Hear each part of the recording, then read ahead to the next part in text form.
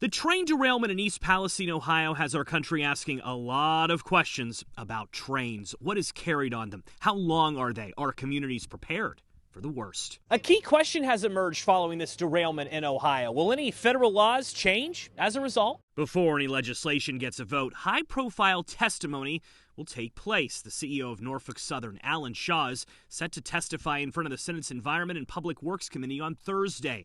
Norfolk Southern operated the train that derailed in Ohio. Shaw is expected to share what he knows about the incident, but he'll also likely be grilled by lawmakers on both sides of the aisle who are frustrated that this happened, many of whom want Norfolk Southern to pay for the cleanup. As far as the legislation that could pass Congress, the Bipartisan Railway Safety Act of 2023 is the proposal that has so far attracted the most attention. It's backed by Democrat and Republican lawmakers and endorsed by President Biden. The legislation includes new safety requirements like mandating safer tanker cars over the next 2 years. It imposes new procedures for trains carrying hazardous materials, and it would allow for greater fines for safety violations while requiring operators to improve disaster plans. It would also make railroads do a better job of informing states about hazardous materials when they roll through their area of the country. There is a question mark, though, over whether this legislation or not can pass the House, controlled by Republicans, who historically have been cautious about government interference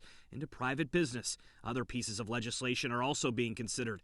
Republicans in the House want citizens impacted by the derailment to receive tax relief for any aid they've received. Not to mention, active discussions continue regarding whether or not any financial payments should be paid to the roughly 5,000 or so impacted citizens of East Palestine.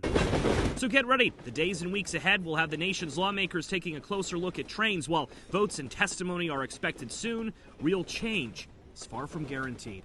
Joe St. George, Scripps News, Washington.